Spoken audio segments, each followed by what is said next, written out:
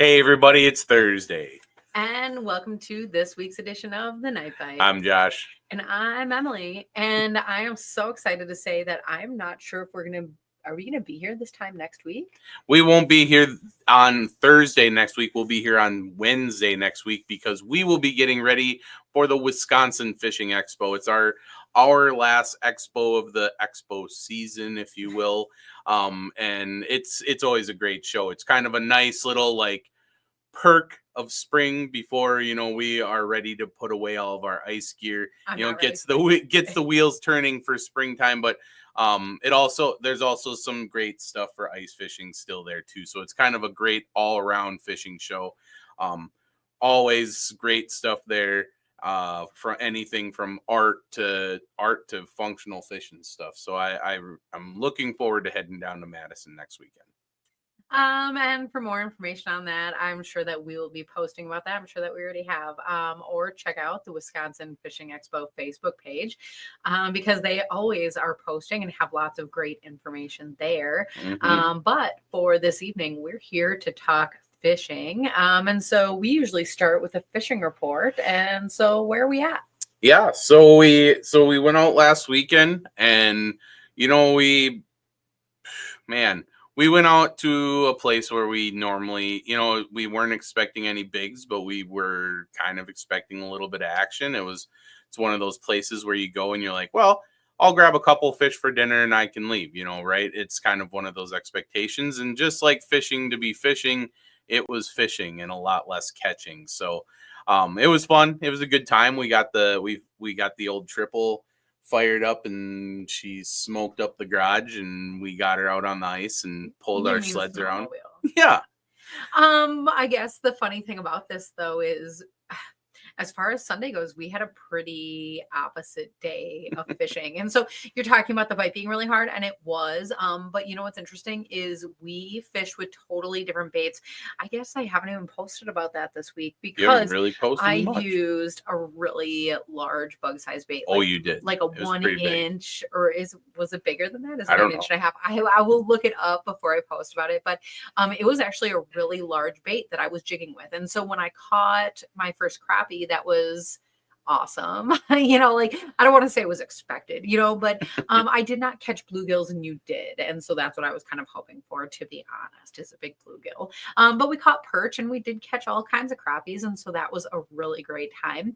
And I think, you either had to go super teeny tiny like you did, or I don't know, maybe I just got a lucky spot or something. But I think when you said fishing is fishing, I guess that is super true as far as this weekend, because we were fishing so close to each other. And I don't know, maybe I just had a lucky jig cadence or something other than our baits. I don't know. So, but that was pretty fun. And I think it's been kind of chilly for like spreading out too much some of our set rods and stuff. And that's okay as long as we have action. But I think we're going to keep trying new waters this coming weekend and seeing how it goes. So, yeah, I mean, it was pretty crazy for me. We were fishing, the mid 20 feet of water, and we were getting perch that were like a foot under the ice. Like I set the hook on a perch and it like came out of the hole in 20 feet of water. Like I don't have a 20-foot hook set.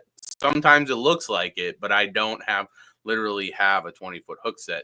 And this thing was like right under the ice, but then they were like coming in like 4 feet under the ice and 8 feet under the ice. And so I caught perch on the bottom, and it was really weird how there was those perch were all the way through the water column, just like swimming around. Crappies kind of came in, all my stuff was about that big. I caught one eater size fish, probably 8 inches all day, and the rest were like this big. But the thing is anytime I did catch a little crappie, it was like 4 feet off the bottom. Like they were very consistent. Bluegills were right off the bottom, and then the perch were just like all over the place. So it was kind of a weird thing. I was entertained by the fact that normally you associate perch with the bottom, and I was just like chasing fish all through the water column, and every time I got one to bite, it was a little perch, and it was just interesting to me. So I was entertained. Oh, goodness. Well, we could talk about this all night, but we have more important things to get to. So, before we do, though, I'm interested in you guys at home. Where are you at? How is your Yeah. fishing? What is your ice report? Because there are places with a lot of ice right now, right? This is the time of year where I'm almost going to start saying, pack your extensions for your augers, right? We may have to. I don't know. Yeah. But I'm interested in hearing your report and where you're at. But with that, you've heard ours, or at least parts of it. And I think we are going to scoot on to the better part of our episode. Let's welcome in our guest. So, Rich, thank you so much for being here. How you doing? Awesome. We're so excited to have you. Could you introduce yourself? Tell us a little bit about yourself. Well, I in the muskie world, I don't know how many muskie people are listening to this. I'm sure you got a great mixture of all people. But I've been in the muskie fishing industry for 45 years. I was a fishing guide for many years. I still take a limited amount of people out fishing. But I think when you're in this business, there's a lot of guys that want to be fishing guides.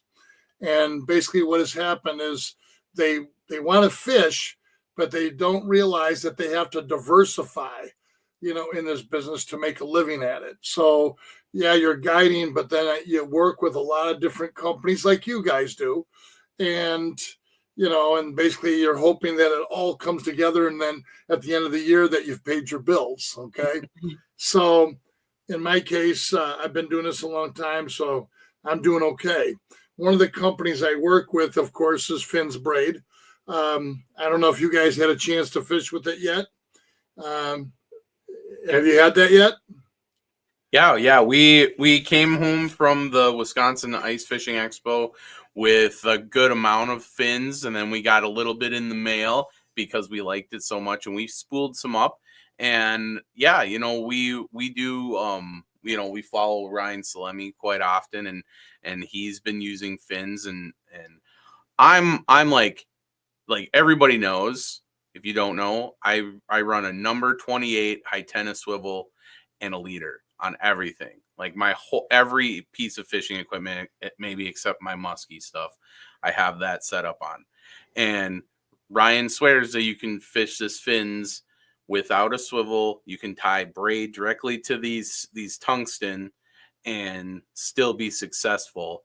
And I did it last weekend, and I was catching tiny little fish. And the thing about the tiny fish is they are so particular about because they're small, you have to have a very small presentation, but they're also particular about they're pretty skittish. They don't want to eat anything that could potentially hurt them or whatever. And I was able to catch plenty of tiny ones. Emily was catching way bigger fish than me, but no, I really enjoyed the ice tamer so far this year. Well, and I was continue to be that opposite though, because we also schooled me up for I went trout fishing I guess 2 weeks ago now in the harbor, on Lake Michigan, big fish. And what I was told, because I always have this in my mind that I have to set up for giant trout, and then I have to have this really super stiff rod and all that, and maybe in some cases you do, right? But I had been given a tip to bring my walleye setup because it's sensitive, but has a good backbone. And I was like, cool, I did that. But you know what? I hooked into a giant brown trout. And what was so funny is my rod, it doubled right over, and it was awesome. But the one thing I did not worry about in this process is my line. That's so, here's the thing. That is a great point. People will spend money on a reel, and they'll spend some money. The price of reels, whether it's a musky reel, whether it's a spinning reel. They buy an expensive rod, but they'll look for fishing line in a clearance bin without the thought that is the only terminal connection you've got between you and that fish. That is the place where you want to spend some money. Now, fins is very competitive, within the market, but it's a little bit higher quality line. I think, for instance, you talked about ice tamer, and yes, Ryan has talked about tying direct. There's a lot of guys I know that tie direct. When you look at 4-pound ice tamer, 4-pound ice tamer is equivalent to 3/4 pound mono. Now within the catalog, they say 1 pound, but they have to do that, for the international market. Okay, so it's the size of 3/4 pound mono. It's 4-pound tensile strength, but it breaks between 8 and 9 pounds.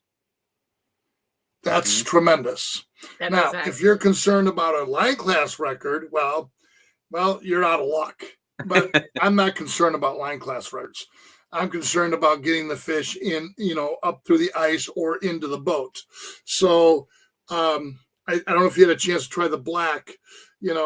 We have black and yellow and pink and white. I think that made you happy, didn't it? Yeah. I like the pink. A lot of guys like the black because when the black goes down into the hole, it just disappears. Huh?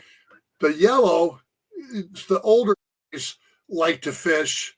Look, you can barely see that line, yeah, or at least I can't, but I'm blind, But, it's good stuff, I mean, the nice thing about Braid, the ice tamer, is that there's some properties within ice tamer that, did you have a problem with it freezing up?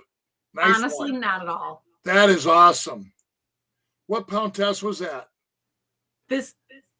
For that was the 8-pound. For the That was the 8-pound.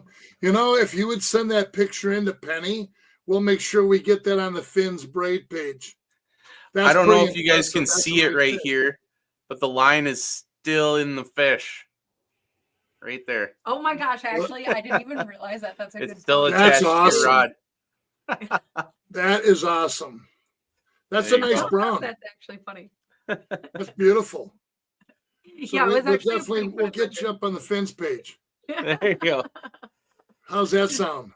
Oh my gosh, and it was so fun. It was so fun. But to be so confident in that line, that was so great in that moment. I mean, because sometimes, like you're saying, people are so prone. I love when you said this. People are going to go to the clearance bin and they're going to take cheap line because I think so often it is expensive or they don't know the reason why you need to get good line. But I mean, I think that's the thing is this is what connects you with that experience. So, oh man, I was really glad I was freshly spooled up. That is awesome. That was a lot of fun. A brownie can fight. I mean, they fight. They don't sit around. Yeah. You definitely you got that's definitely the true meaning of the tug is the drug of fishing. You know what I mean? That's actually true. That those fish don't give up at all. So. That's congratulations. That's a beautiful brown, Yeah, thank you. But the thing of it is ice tamer, because right now it's hard water out here right now. I mean, a lot of the guys like the 4. Most of the walleye fishermen will use the 6 and the 8. They have a tendency to use the 8 for tip downs. But the key thing, we keep it real simple. 4, 6, and 8 is probably the most popular. We do offer some 20 and 30, but usually the guys up in Canada that are lake trout fishing are using that. So they're using the 20 and 30. One thing about fins, when you look at the catalog, you're going to notice all these different braids. You need to understand where Fins comes from. Fins is a private label from a company that's what they call an OEM company that makes braid for other companies. I can't tell you who those companies are, but we make braid for other companies. And so they essentially are branders. And, so because of that, and I know you just put up here all the different braid, some of the braids that we make, which are, you got Wind Tamer. So Ice Tamer is basically a product similar to Wind Tamer, but it's treated to repel the water so that your line doesn't freeze up. When we were at the ice show, there was a gentleman, he wasn't there, but Ryan came up to me and showed me a post of some tournament fisherman that was using it over in Minnesota. And the one thing that impressed him was the line wasn't soaking up the water, so therefore the line was not freezing. So he was really impressed with that. And it was during the tournament. and evidently this guy is a very big name in the ice fishing world. So he was just, it was an unsolicited wow by somebody a lot of people know, and which was kind of cool. And that's when we were at the ice show. And of course, we had talked more. We had met at the Muskie Expo last year, which that'll be coming up here pretty soon. And that's a show that I founded. But the thing of it was, all these different braids have got a purpose. Ice Tamer has been treated to handle, cold water situations. The rest of the braids are basically for open water. Because you guys use a lot of light tackle, I suggested to you the Wind Tamer. When you use the Wind Tamer in the, the 6, the 8 pound, the 10, the 12, the 15, that's where Wind Tamer really comes into its play, because, a lot of people have a problem with wind knots. So this has a tendency, because of the process that they use to make Wind Tamer, it repels wrapping around the tips of your rods. And it also, it doesn't, if you get a knot, all braids get a knot, some easier than others. But with the Wind Tamer, it pulls right out. So I would recommend definitely the Wind Tamer for lighter pound test. Of course, there's many others here. You've got, the XS. Wind Tamer and XS, I would say, would be probably the two most popular. Crappie basically is right there with Ice Tamer. It's basically like an untreated Ice Tamer. And I know Ryan likes the 4 pound in the green, and he uses it in yellow for people that have a hard time seeing. So, because it's so light, same properties as Ice Tamer, very small in diameter. And there's Ryan himself, the rock star. Yeah. I've been giving him a hard time. I'm like, the guys around the business have got a nickname for him. I said, that doesn't cut it. I call him the Pan Man.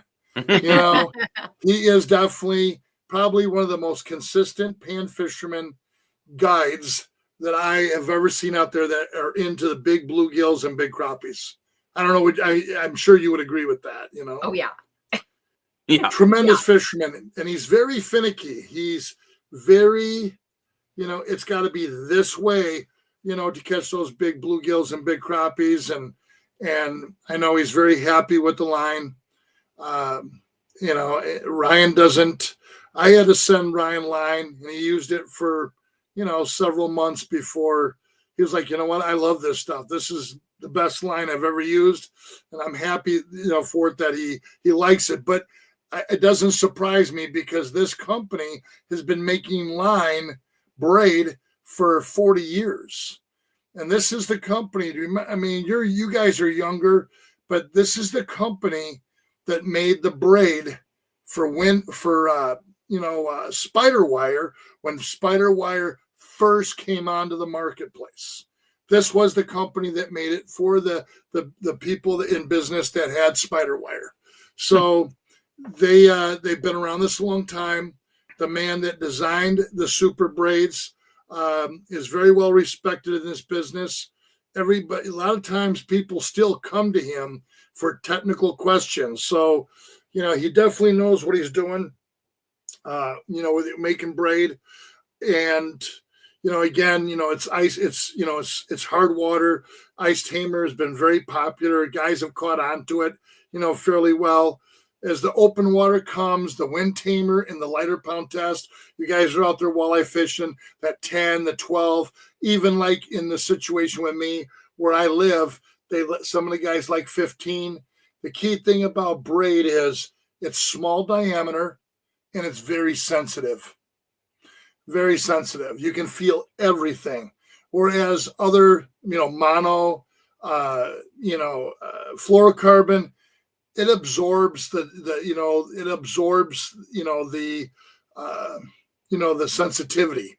So more and more people are going to braid every day, and we just happen to make enough braids to suit the situations that you're fishing. So I have to ask, you were talking about, you were talking about how, this company has been making line for all this time, but I also feel like the name Fins kind of has come out of nowhere. So is this just because they started kind of like branding their own product, or is this like the magic of advertising that all of a sudden we're hearing about it? No, I think, what they did was the reason they came out with their own private label in the United States. There are two companies that made, actually, there's three companies that made Braid. One was Western Filament. And if people are not recognize that name, their private label was Toughline. Then you've got BBS Tech, which is, there's Dave Burcham, himself. That's the man that, really started this whole thing, making Super Braid. BBS Tech makes braid for other companies, but they also, they came out with their own private label because more and more companies are going to China to have their braid made. So you've got three companies, one of which only makes line for them, their own company. Then you got two other companies, and that's BBS Tech and that's Western Filament. A lot of these guys are going overseas. And the problem is they have no control over the quality. They're great at marketing, but they have no control over the marketing or the processing or production of that line. So one of the biggest things in braid is, Chinese are very efficient at making products. They're very good. But so that means sometimes they'll cut corners in order to make it. So you'll notice on a box of, fins, I don't have one here, but it says, let me see here. Penny, you have a box of fins? It says I do have a box here. Yeah, there's an ice tamer right here. This is the pink and yellow. We've been playing with it. But if you look, I don't know if you can, let's see if I can do this. If you look at the label up here, it says no splicing. Okay. It's got no splicing. What they do in China, so they have these big bulk spools and they're rolling them onto, 50-yard spools, 100-yard spools, 150, whatever it may be. So let's say they run out of line. What they'll do is they'll take and they'll splice, to continue making the line. We don't splice. The problem with splicing is that's now a weak point. Yeah. Have you ever been out fishing with a braid? All of a sudden, it just snapped or it let go. So you think something happened. No, it's where that was a splice. That was where the splice was. And that is a weak point. This product does not splice. In China, they splice, and that saves money. So, wow. I don't know. There's, there's a lot of things, and I want people to get a bad, feeling about it. But the fact of it is, this product here is made in America. This is made in Erlanger, Kentucky. They've been doing it longer than anybody else has in this marketplace, and they produce a good quality product. I found out about it years before I started working for them. They came to me to see if I'd be interested in working with them. And I had I didn't really want to work. I'm in my 60s. I'm getting kind of tired. The fishing industry is a lot of work. A lot of people want to be in this industry. It's a lot of work. People think that you go fishing every day. No, you don't. You work. And, like I said, I do a lot of different things, for a few different companies, but Fins is my main company that I work with, and we're building it slowly. But again, they've got all these different braids. The one braid, I'm going to be honest with people, here, Josh, here's the thing. People say, I may work for a company, but I'm always honest with people. I think we had a chance to visit. I'm black and white. I'm tell you the way it is. Wind Tamer is a great product, especially in the light line. The excess braid is my favorite for musky fishing. They do make it in lighter pound tests. Ice Tamer, of course, for the wintertime. Crappie for pan fishing. That's my stuff right there, excess. It's an 8-end braid. It's smooth.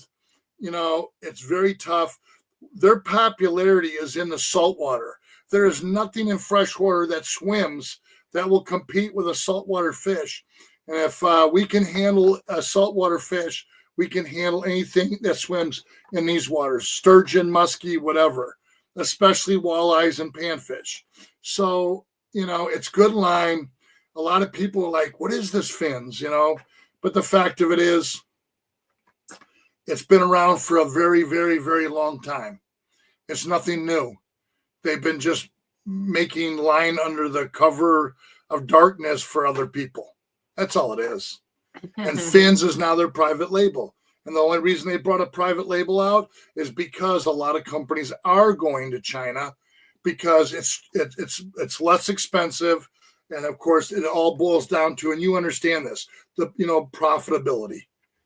But that doesn't mean if you go to China, there's a lot of people going to China that don't understand, how to deal with them. And then they end up with a headache because there is quite a bit involved with dealing with overseas. So what I've really come to enjoy from fins besides the performance, there's two things that really catch me as an angler. I'm really big into high vis line. A lot of that stems from me being a leader person, and so I just like I'll have like my fluorocarbon leader, but I'll have my high vis line because I really like to see where my line is at all times. It really helps me a lot when I'm fishing with floats and things like that. But it also helps if you guys have so many colors available in your different styles, so you'll be able to color code some of your stuff. You could even get different pound tests in the different colors available in that, whatever that specific series is. Like this XS has blue, green, orange, and white. You could have 4 different pound tests rigged up on, 4 different muskie rods and have, you could pick it up and know what pound test it is and what you're using that specific rig for. And I really like that. The other thing I really like is that I like that you guys sell it in fairly manageable, spool sizes. And it's, comparatively to a lot of braid, it's very competitively priced. And the fact that you guys can have a competitively priced product that I can get customer service in the US with, it's not like some of the other brands have bad customer service. It just may take a little bit. Whereas, anytime I've had a question about fins, it's been a really quick response. And so those, like we started the show talking about, this is like one of those foundational pieces of equipment. It's your rod, your reel, your line. Those 3 things are what connect you to the fish and make sure that you get it. Those are what stand between you getting a fish from the water to the boat. And so I really think that line is very much overlooked. And I think you guys spend a lot of time like making sure that people do get their fish into the boat. Let's face it, line is boring. I mean, it's not like talking about the latest and greatest new fishing lure. It's boring, but it's one of the most important things because, again, it's, that's what's attaching you to that fish. And if you don't have, I've seen it. There's other companies. People say, well, this braid is cheaper. And I'm not trying to be, I'm not going to mention names, but they go to the store and they say, well, this stuff was $9.95 or $11.95. Well, there's a lot of things that make up that difference. And one of the key things is the picks per inch. How much material are in that inch, of line? Fins, if you'll notice, it's really round. Did you notice that? Oh, yeah. It's very round. That's because our weaves are very dense. You've got material. There's some other brands out there that are made overseas, and you'll notice that they'll oval or they'll flatten out. That's because there's no material. Well, the less material, that means there's a less there to hold that fish in place. You can best bet when you buy fins that you're going to get a product that's got some material behind their product, which in turn, gives you a better connection between you and that fish and less breakage. Mm-hmm. Well, okay, that's a really great point, because I think I joke with Josh about this a lot in the summer. It happens to me, especially in the summer bobber fishing. And here's why is like, so we're out there, whether it's a plastic, whether it's a worm, it doesn't matter what bait you're using, but there's always that moment where all of a sudden your bobber just gets ripped under the water. It swims away and you're like, oh my gosh, it's a bass. Like sometimes you set that hook, sometimes you reel it in, sometimes it is a bass, right? But sometimes, honestly, it is just a really giant bluegill. And I am convinced that when people use line that's like old or prone to breaking or like whatever it is, that so many people assume, oh, it was a bass, oh, it was a pike, oh, it was this, and it's actually they missed the biggest fish of the day. And so when this is back to when you have line that you can be confident in and connecting with that fish, again, that is so important. Well, I agree with that 100%. And that's how I got involved. I had been using, fins. I've used fins, for bass fishing, muskie fishing. I've caught tarpon on fins. I've caught snook. I've caught, you name it. I mean, it's a good round line. Matter of fact, I had a guide one time make a comment, on a post. It's like, my customers had a problem, casting this line. It was like it came off the spool too fast. It came off the spool fast because it was truly a round line. It was a quality braid.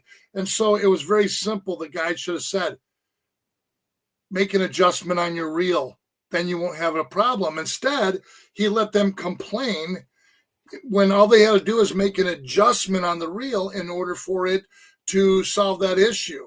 So I think people need to stop. I mean, when I look at some of the product on the marketplace today, and this is me speaking, okay, this is Rich Reinert, the Muskie Guide, the guy that does videos with some of these other people and trying to help people out. This is, forget about, look, I'm a commission salesman with this company. I mean, some of the other things I do, basically pays my bills. But here's a product as a fisherman that I truly believe in, and that's the facts. It's a good quality product. Okay, I understand. I've toured the factory. I know how this stuff is made. And let me tell you, the people that make this, these are people just like you two, or myself. They're just normal people. They're very dedicated to putting out a great product. And that's one thing I can tell you. I talk to some of these people in the factory, and they're very dedicated to giving you a quality product. When it's over in China, the person making the line today may not be there tomorrow because they went to another factory. So you don't always know what, and that's the honest truth. I've been to China. I've seen what goes on. I've seen production in China. I'm not saying it's bad, but I'm going to tell you what, I just don't think that when you have a product made here in the USA, I don't think you can beat that. Well, and so I have to ask, when you get a brand new spool, you put it on your rod and everything, you're good to go. How long can you leave that on there before you are going to need to change it out? Well, let me tell you, there's a lot of myths surrounding braid. And I've heard people, you can leave it on for 6 years and have no problem. I will tell you, braid is made from polyethylene. Polyethylene is a dead material. If you're using braid or you're using silk, well, silk is showing my age now, but most people have used Dacron in the past, especially with ice fishing. That's gonna soak up water and it's gonna eventually rot. Braid is not going to rot. But that being said, especially if you're using lighter pound test, I change my line myself twice a year. I just do. And that's muskie fishing. Am I putting a few more hours on the water than some guys? Yes, I am. So I change I spool up in April, and then say, you got May, June, July, August. I'll usually respool again, especially rods that I've used a lot, or certain rods and reels I've used a lot, and I'll put brand new braid on them. Come say August 15th, August 20th. But I also fish a lot. Now, for a guy that's fishing a few times a year, he probably won't have to change that braid. Okay. If it's musky line, all he has to do is he can spool that line onto another spool of another reel backwards and still get extra time out of it. I fish quite a bit, so I put on brand new line because, if you get into a big fish and I fish in the river and that fish gets into some stumps, I got to have the muscle to move that fish out. I got to move that fish. Otherwise, I'm going to lose it.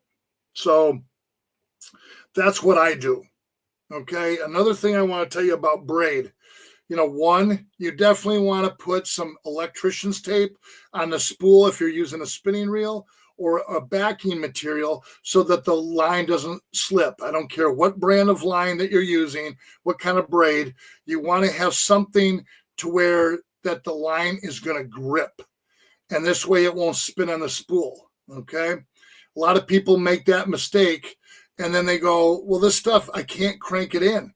It's because it's slick. It's turning on the spool. So you want to use, black electrician's tape. I'll go back and forth with that 2 or 3 times, and then I'll spool a braid on. The second thing is you want to make sure that you spool a braid on tight. A lot of guys, and I was just talking to a guy that does reel repair down in Pennsylvania. His name is Travis. Oh shoot, what is it? It was Trey Mason. He owns he owns oh shoot. He's got a Tadpole's reel repair down in Pennsylvania. Cool. And he's very well versed, very good, reel repair guy. He's getting stronger down in that neck of the woods. You got Matt's reel repair, and that's one thing both of those guys will tell you. They notice when guys spool their reels up, they don't spool their line tight. Regardless whether you're using braid or mono, it's a mess. And I think a lot of people, they've got to learn how to spool their line onto their reels because they leave it way too loose. They go to spool it on, they put their 2 fingers and they spool it up. That's not tight enough.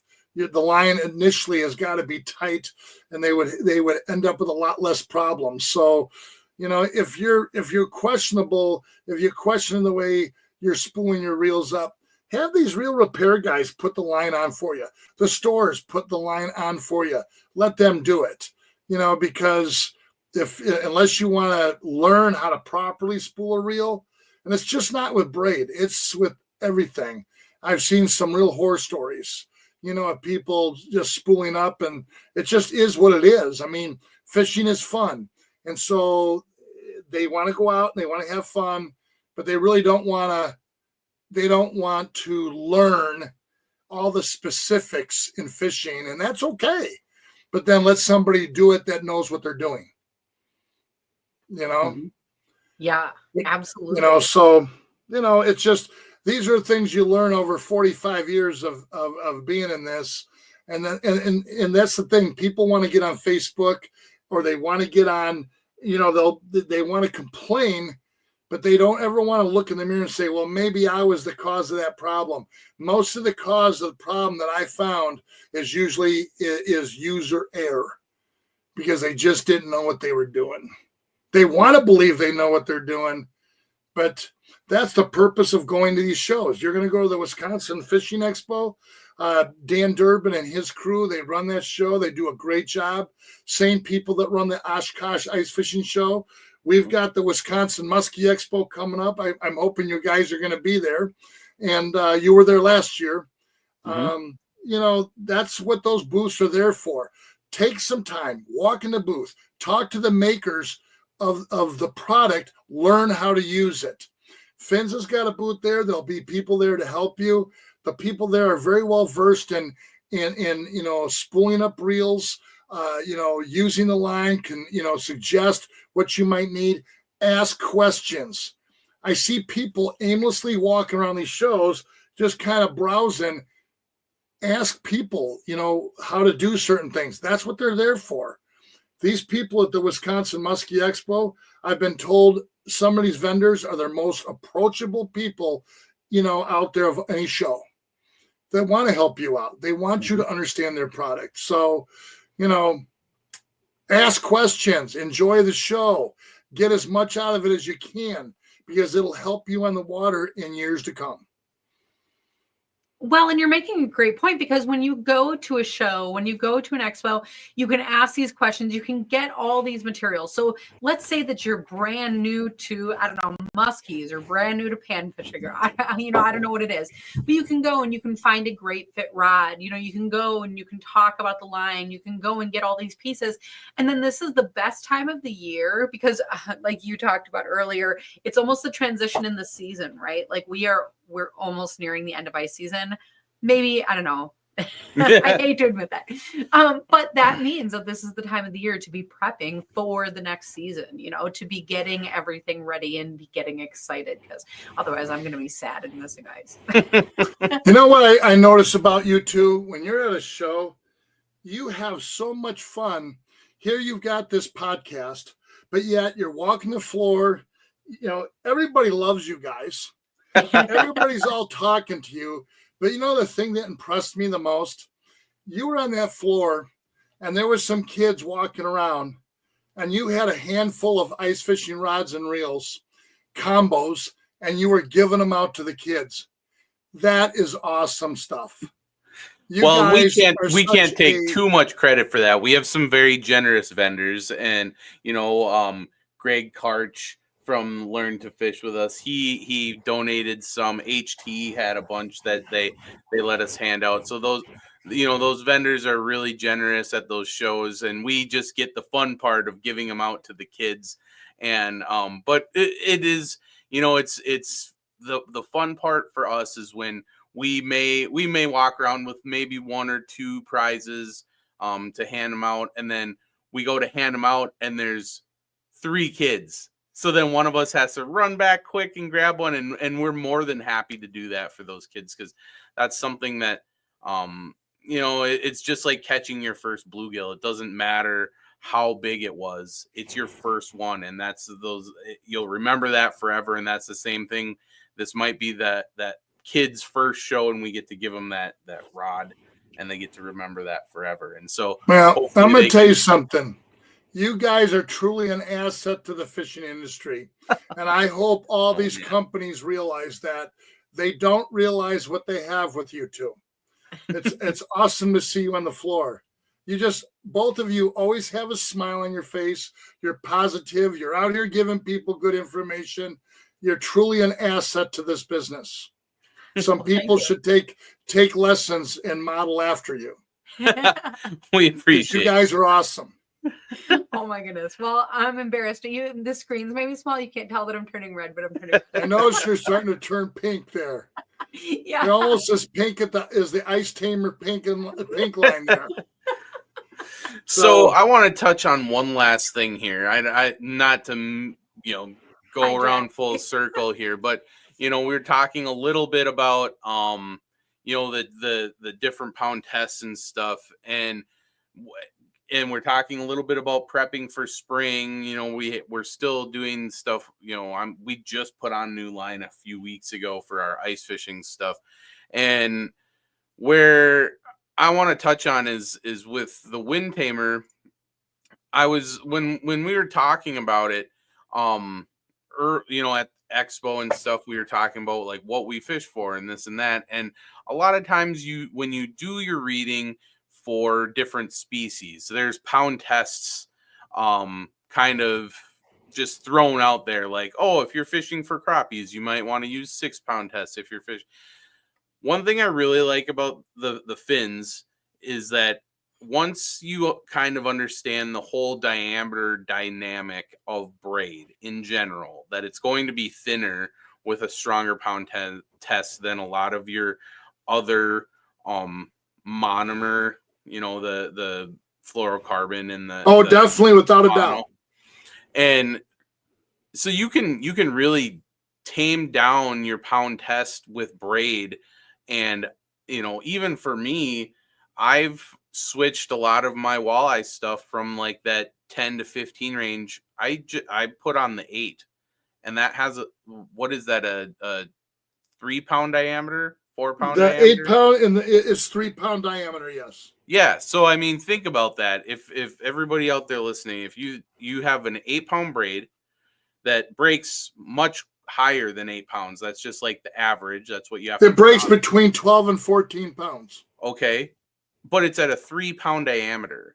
And so like for me, the big selling point is, especially here in the eastern part of Wisconsin, where we have access to year-round walleye fishing, and we're fishing rivers in the springtime, you can use a 3-pound diameter line to jig walleyes in 20 some feet of water or 30 feet of water.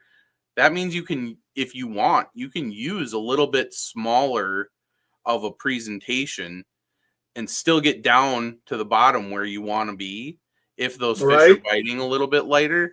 And so, that those are things to just like think about. Like this company really offers something that is hard to find elsewhere. And so, I just wanted to throw that in there. Like, when you're looking for line, make sure you don't overlook some of that lighter stuff. I know that you're talking to a couple of panfish anglers, but I really do think that this stuff has the backbone in that lighter line section to really provide almost a multi-species for almost anything, unless you big predator fishermen out there, you guys got to have a little bit bigger line. But for the rest of us, I really think the lower end of that pound test in the wind tamer or in the fins, in that crappie or in that ice tamer or wind tamer, any of those three, I think that lower end is really a versatile all around,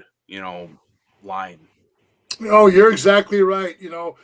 Around here where I live in central Wisconsin, and I was going to mention something. You were talking about, about being able to talk to somebody from the factory. When the fins line rings, okay, Ray McBride is using the pink on his autos. I just read the message. I'm going to tell you, when you're using, when you call fins, that phone gets tapped into Wisconsin. And when you call Wisconsin, you're going to talk to Penny, and Penny is my wife, and she is basically the, she's not, she is the, basically she works under the director of sales. Okay. And I can tell it's evening hours. I've got some heart health issues, and every night I get a little slower, at this time of night. When I was younger, I would be up and at 'em at midnight and be up at 4 a.m. These days, I like to be in bed by 8. It's kind of crazy. Yeah, ditto. So as you get older, but she is basically the assistant to the director. So if I'm here, a lot of times somebody will call up, for instance, a muskie fisherman. And it's kind of funny because Penny will tell him, say, look, I'm going to have you talk to Rich. And then the guy will say, you're talking about Rich Reinert? And he goes, oh my God, I've watched all his videos. You know what I mean? And so that'd be awesome. So we sit on the phone for an hour and talk about line. Okay. And I'm good with that. That's what it's all about. I have no problem talking to anybody and helping them in any way they can. If they've got questions about, what fins braid to use, I'm okay with that. But you were talking about walleyes, 8, 10, and 12. Here in this central part of Wisconsin, they like the 10 and the 12. I know some guys are using up to 15-pound. Matt Lazarski is a guide on the Wisconsin River up by Stevens Point. He takes people out on a pontoon. He's a great guide. They fish in general. They catch sturgeon. They catch walleye. They catch, crappie, whatever. They even get muskies while they're off the pontoon. He likes 15-pound fins across the board. He finds that 15-pound, he can fight a 40-pound sturgeon. He can fight, he can pull in a 10-pound walleye or a 12-inch walleye, whatever it may be. He likes the 15-pound for his customers. Most guys like between 8 and 12. Mm-hmm. So, I just with the musky guys, they're going to use the XS braid, and the XS braid is good for our 100 pound is the size of everybody else's 80. It's because it's a treated, dense, line that's been treated. So therefore it's smaller for the pound test that is being used, Mm-hmm. So I don't know if are you guys going to come to the Wisconsin Muskie Expo this year? We're sure going to try. We're not that far away. So you were there last year. Yep. And if you don't mind, I'm going to let people know about this. For any of you guys that are muskie fishing, are muskie fishermen, or you're interested in muskies, March 14th, 15th, and 16th, the Wisconsin Muskie Expo will be at the Central Wisconsin Convention Center. That's in Wausau, Wisconsin, Rothschild. Easy to get to. It's one of the most central locations, but there's going to be seminars. It's all muskies, as you can well attest to. You've been there. And I know once in a while you like to get out there and throw a 2x4 now and then. And it's a lot of fun. But if you want to learn something about muskies, believe me, thousands of people attend this show. It's kind of cool to see on Facebook when guys will say, "What's your favorite expo?" And overwhelmingly, you see the Wisconsin Muskie Expo, pop up, So, I'm hoping you guys make it out there. If you guys ever need, like a opening day muskie report, or, want to do something like that, I'd be glad to do that with you. There's nothing wrong with pan fishing. I love pan fishing. As I get older, it becomes more inviting. Okay. But there's a lot to be said about a big bluegill. Yeah. It's actually a gorgeous fish. Yeah. They're gorgeous fish. And I can see why Ryan Salemi is really big on it. And I can see why you guys enjoy it. But I just can't lay down the big stick. There's a certain mystique about a muskie, and you know that. And they call it the fish of 10,000 casts. It's like they have their own personality. Mm-hmm. Yeah. It's like, they have a personality, and it's that of a gremlin. You know what I mean? They just, they've got a thing. But, I hope, there's going to be all kinds of people at the show. I hope you guys are here this year. You were there last year. Yeah. I remember it was you cruising around. It was a good time. It's a good size. It's well put together. Like you said, the vendors were very friendly. We learned people. We learned a little bit. We saw some really cool stuff that we hadn't seen before, like in stores and stuff. So that was really cool. Just all around cool little event. Yeah, there's about 90 vendors. Yeah, there's 90 vendors at the show, maybe a little bit more than that. There's awesome. Some new vendors this year I think people will enjoy seeing. There's going to be some very hard to get muskie baits. For how many muskie fishermen listen to your podcast? Quite a few? No. Yeah, I would imagine a few. Few? Yeah, well. Shout out anybody if you're a muskie angler, hit us up. Yeah, exactly. It's just, I think, it'll be a good time for where you guys are, where you're living. It's fairly close to you. It's not far. Yeah. It's easy to get to, as you well know. But again, it's March 14th, 15th, and 16th. It's going to be at the Central Wisconsin Convention Center. That would be down by Rothschild. There's plenty of advertising out there. Different muskie, magazines. Ray said he loves catching muskies. He loves. There's a guy right there that makes some fine jigs, some little jigs. Mm-hmm. Like all the ice junkies. It's kind of amazing at the ice show. I got to meet a lot of that, like ice fishing, ice junkies plastics. Kevin, what a great plastics he makes. Ray McBride makes little jigs. They had another gentleman there that made jigs, dropper jig. They're just, when you look at the people involved with Ice Junkies Outdoors, I can see why they're so popular. I see you got your Ice Junkies sweatshirt on, and you're an ice junkie yourself. I understand. Yes, sir. So I've learned a lot from talking with those guys. I'm going to try to put some time into jerking some of those panties, in open water this year.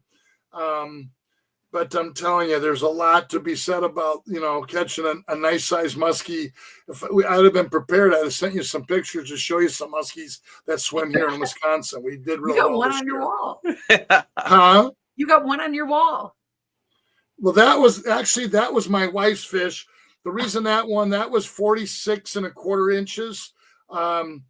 That fish was caught during the Frenchie LeMay muskie tournament. It's an invite tournament, and some very good muskie sticks fished that tournament, and Penny won that tournament with that fish. Oh, that's Penny awesome. Won the tournament with that fish. Yeah, and she beat all these, big sticks. So, it just goes to prove that you can go out on the water. You don't have to be some name per se, and you can go out and have a good time and win first place in tournaments and beat all the big names. You know what I mean? Yeah. Penny's no slouch. She can throw a musky rod and reel for 10 hours and not blink an eye, so, so when if you call Finn's, and you talk to Penny, or there's Randy Adamski. He's I've known Randy Adamski for a very long time. He's from Wausau. I'm sure he'll be at the Muskie show this year. And he's definitely Randy, you're not as old as I am. You still got some youth left. So, but no, it's a lot of fun. And I hope you guys make it. It was great to see you there. You bring so much positive vibes to the floor. You really do. You're so happy-go-lucky, both of you. You guys belong together. You're like yin and yang, You guys are just wonderful. I watched you at that ice show and how you got around, and you put so many smiles on everybody's face. I love to see it. I really do. Because inevitably, that's what fishing's about. Having a good time. Yeah. That's true. Absolutely. So, well, they're getting pinker. Yeah, that is for sure. I'm all tongue-tied. We have people who are actually, interested in finding Finn's line close to them. So, for stores, I saw that on the website that there was like a location tracker, and so Josh was able to put the website in the comment section, so you'll be able to just click on it and go and find that. And then I imagine that Finn's is also available online. Yes, it is. I mean, if they look up listen, I'm going to show you my I'm not really good with computers. I'm very illiterate or illiterate or whatever you want to call it. I'm not good with computers. As you well know, Penny set this up. I can't do this. I can throw a muskie bait, but I don't dare touch her computer. I've blown them up before. But they can go to or finsfishing.com. So it would be finsfishing.com. But, their stores, I don't know where everybody's at, and is listening to this, but, there's stores all over Wisconsin. There's 98 locations that carry fins, and, they're around, or again, you can go to the store locator and look it up.